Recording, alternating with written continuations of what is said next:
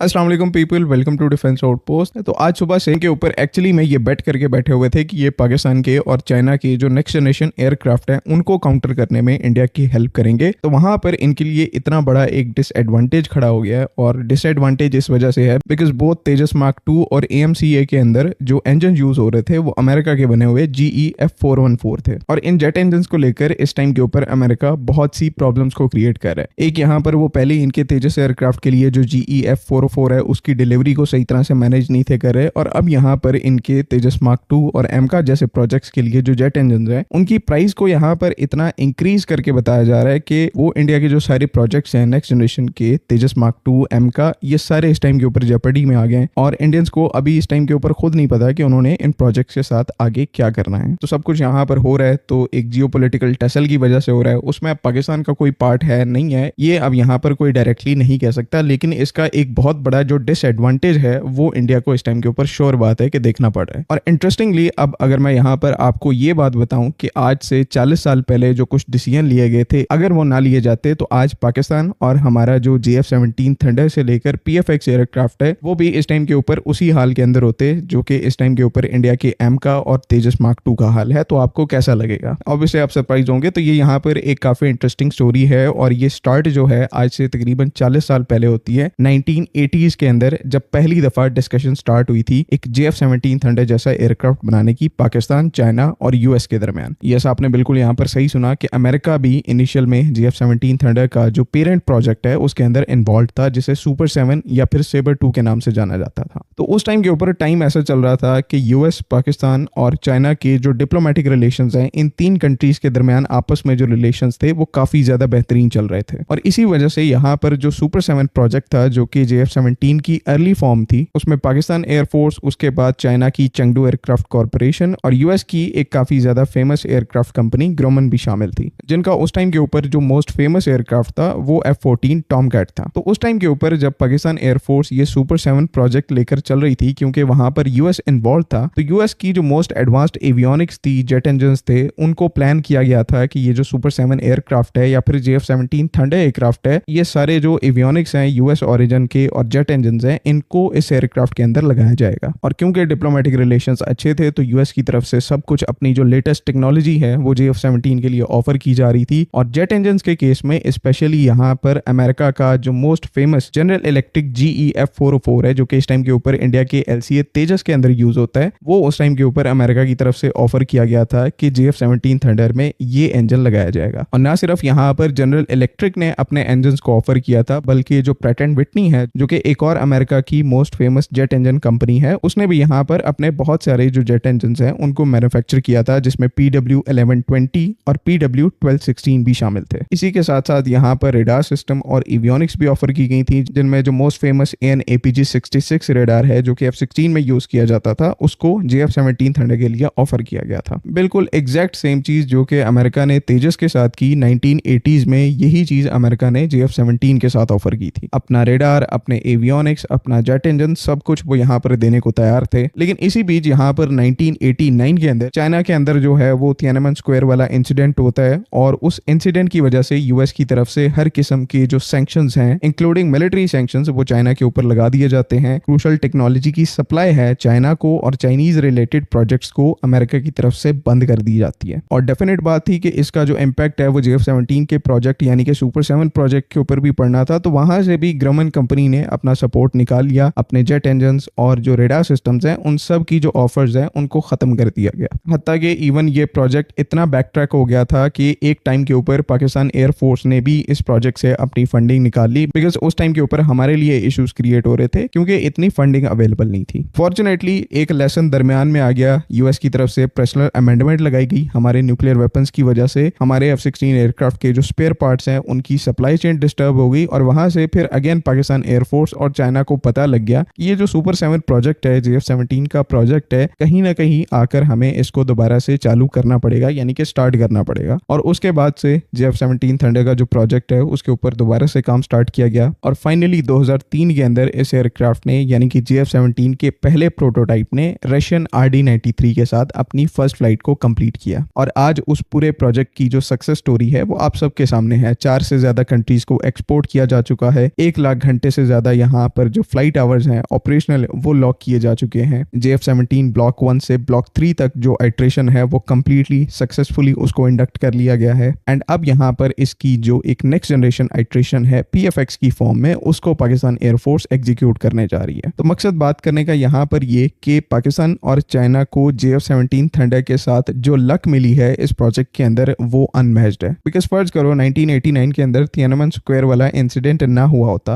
आज JF-17 thunder जो है वो मोर केपेबल एयरक्राफ्ट होता क्योंकि वेस्टर्न ओरिजिन के इंजन होते, लेकिन वो हमारा प्रोजेक्ट जो है वो पूरे तरीके से कॉम्प्रोमाइज्ड होता। उसी तरह से जिस तरह से इस टाइम के ऊपर इंडिया का तेजस मार्क 1A, मार्क 2 और M का एयरक्राफ्ट है। जिस तरह के ups and downs geopolitically Pakistan ने अमेरिका के साथ देखे हैं, 2018 में ट्रंप एडमिनिस्ट्रेशन की तरफ से हमारे हेलीकॉप्टर्स को ब्लॉक कर दिया गया। इवन वो हेलीकॉप्टर का इंजन तक पाकिस्तान को देने को तैयार नहीं थे। तो ऐसे में JF-17 के अंदर अगर अमेरिकन रेडार और अमेरिकन इंजन होता तो आप यहाँ पर समझ के चलो कि 2018 के अंदर वो प्रोजेक्ट फिनिश था, खत्म था। उसके बाद कोई भी आइट्रेशन, कोई भी अपग्रेड उस एयरक्राफ्ट के अंदर ना हो पाती। लेकिन वही यहाँ पर इस प्रोजेक्ट में अमेरिका की इन्वॉल्वमेंट बाहर जाने के बाद इसमें ऐसी प्रोग्रेस हुई, ऐसी मैच्योरिटी पाकिस्तान एयरफोर्स ने इस एयरक्राफ्ट के साथ अचीव की कि इस टाइम के ऊपर हमारे पास इतना एक्सपीरियंस आ गया है कि हम इस एयरक्राफ्ट को इसकी जो नेक्स्ट जनरेशन फॉर्म है उसके अंदर इजीली लेके जा सकते हैं। AESA रेडार हमारा अपना पाकिस्तान का बनाया हुआ, उसके बाद एवियोनिक्स अपने 70% जो वेपन सिस्टम है वो हमारे अपने, उसके बाद जो मोस्ट एडवांस वेपन सिस्टम है उनको चाइना से बोरो किया जाएगा, एंड देन जो जेट इंजन है वो भी चाइना से आएगा। और इन सब चीजों को यहाँ पर कंप्लीट करके JF-17 प्लस PFX एयरक्राफ्ट ऐसे प्रोजेक्ट्स हैं जिनको इस टाइम के ऊपर लिटरली कोई चाह कर भी कॉम्प्रोमाइज नहीं कर सकता। तो एक तो हमें यहाँ पर एक सक्सेसफुल एयरक्राफ्ट मिला, दूसरा हमारी जो एयरफोर्स है वो एक बहुत बड़े डिजास्टर से बच गई। सेम वही डिजास्टर जिसके झटके इस टाइम के ऊपर आहिस्ता आहिस्ता इंडिया के अंदर अभी फील हो रहे हैं। तो ये एक काफी ज्यादा इंटरेस्टिंग टॉपिक था एंड आई होप कि आपको इससे रिलेटेड जो इन्फॉर्मेशन है उसकी समझ में आई होगी। आपका यहाँ पर क्या ओपिनियन है काइंडली उसको कॉमेंट्स में जरूर लिखें। बाकी अगली वीडियो तक के लिए अल्लाह हाफिज़।